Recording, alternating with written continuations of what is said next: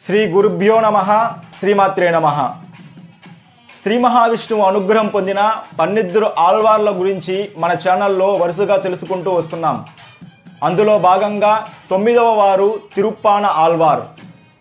ఈ తిరుప్పాన ఆళ్వార్ శ్రీ మహావిష్ణువు యొక్క పుట్టుమచ్చ అంటే శ్రీవత్సం యొక్క అంశతో ఈ భూమండలంపై అవతారాన్ని స్వీకరించారు.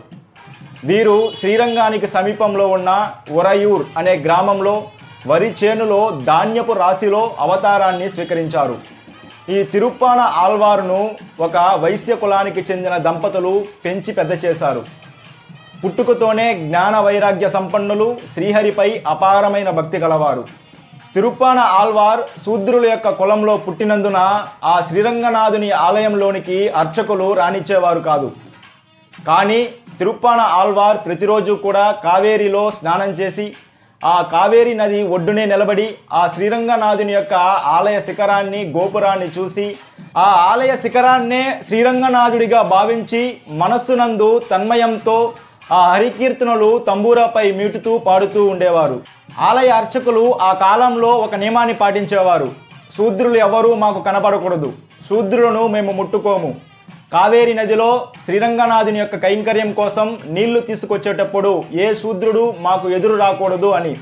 అందుకని తిరుప్పాన ఆళ్వార్ అర్చకులు రాకముందే కావేరిలో స్నానం చేసి ఆ శ్రీరంగనాథుని యొక్క శిఖరాన్ని చూస్తూ, ఓ శ్రీరంగనాథ, నాకు నీ దర్శనం ఎప్పుడు లభిస్తుందో, నా మొర నీకు వినబడుతుందా లేదా స్వామి అని కన్నీరు కారుస్తూ ఆ శ్రీహరిపై, ఆ శ్రీరంగనాథుడిపై కీర్తనలు చేసి అర్చకులు రాకముందే తిరుప్పాన ఆళ్వార్ వెళ్ళిపోతూ ఉండేవాడు.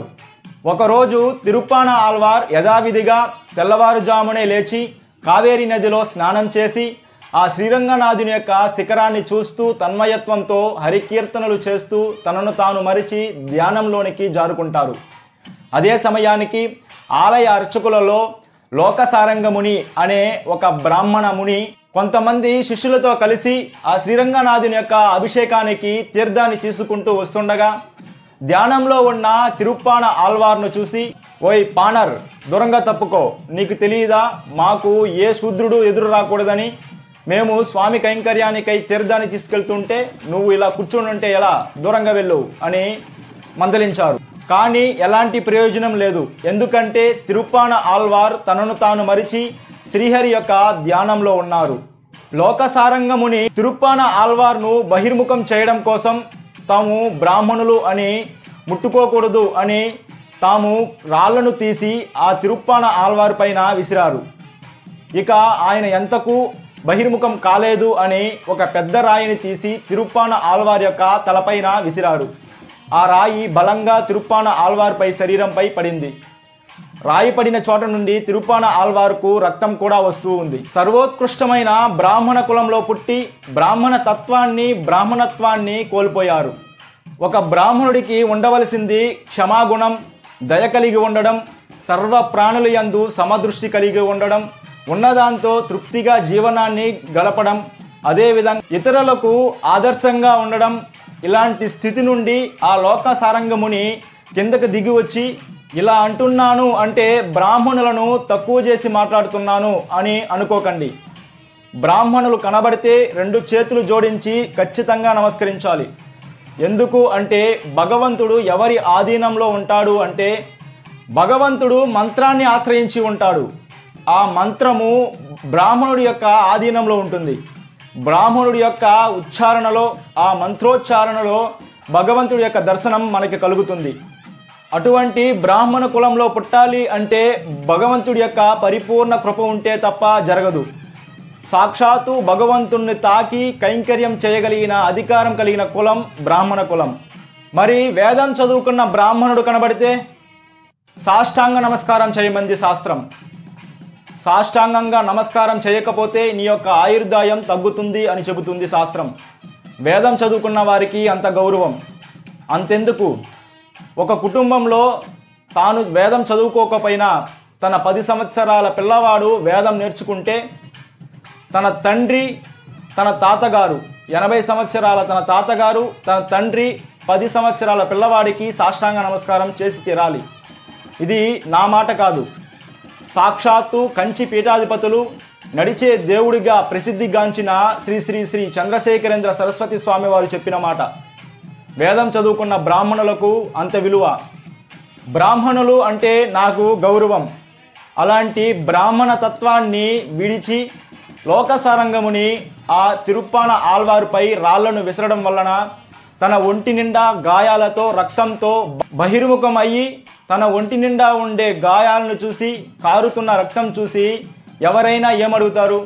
నన్నెందుకు కొట్టావు రాళ్లతో అని కోపంతో తిరగబడి తాను 2 రాళ్ళు వేసుండొచ్చు. కానీ అలా చెయ్యాల తిరుప్పాన ఆళ్వార్.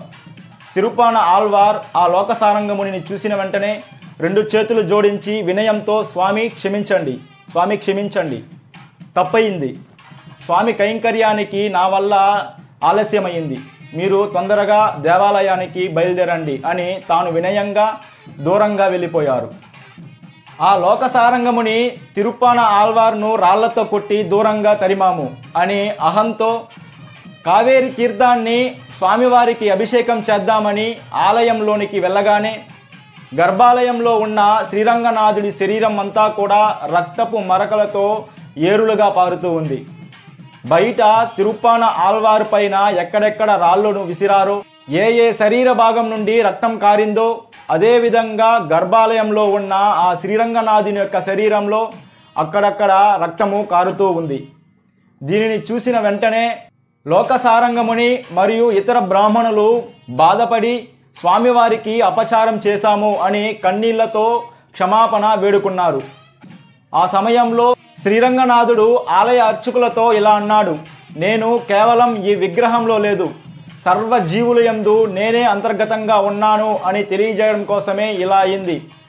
లోకసారంగి, నువ్వు నా పరమ భక్తుడైన తిరుప్పాన ఆళ్వార్ పట్ల అపచారం చేశావు. తిరుప్పాన ఆళ్వార్ దగ్గరికి వెళ్ళి కాళ్ళపైన పడి క్షమాపణ అడిగి తిరుప్పాన ఆళ్వార్ను నీ భుజాలపైన ఎక్కించుకొని అక్కడి నుండి మోసుకుంటూ నా దగ్గరకు తీసుకురా అని ఆజ్ఞాపిస్తారు శ్రీరంగనాథుడు.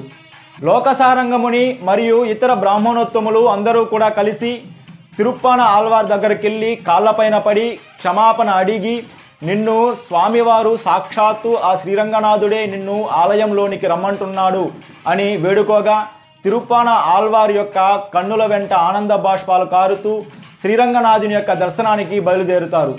స్వామివారి ఆజ్ఞ, మీరు నడిచి రాకూడదట అని తిరుప్పాన ఆళ్వారును లోకసారంగముని తన భుజాలపైన ఎక్కించుకొని అక్కడి నుండి శ్రీరంగనాథుని యొక్క ఆలయానికి తీసుకొస్తారు.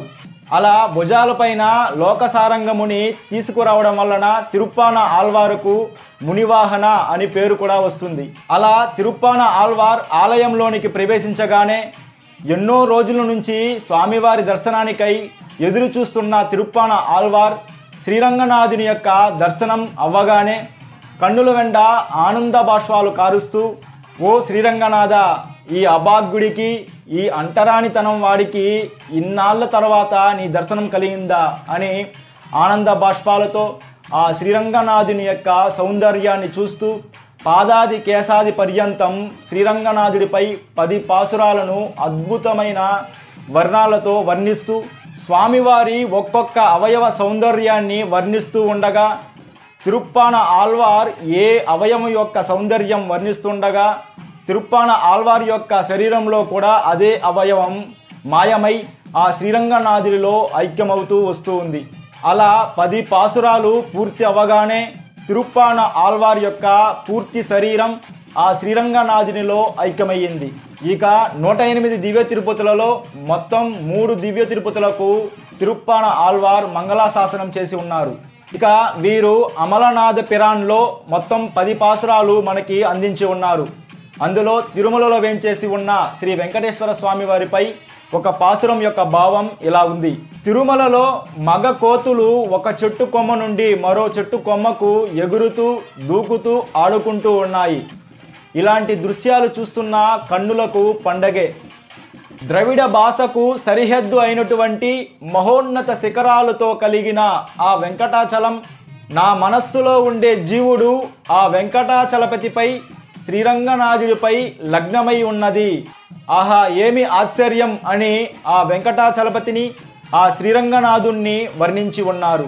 అలాంటి తిరుప్పాన ఆళ్వార్కు కలిగిన భక్తిలో కోటో వంతైనా నాకు కలగాలని కన్నీళ్లతో వారి పాదపద్మాలకు నమస్కరిస్తూ శ్రియకాంతాయ కళ్యాణ నిధియే నిధియర్దినాం శ్రీ వెంకట నివాసాయ శ్రీనివాసాయ మంగళం.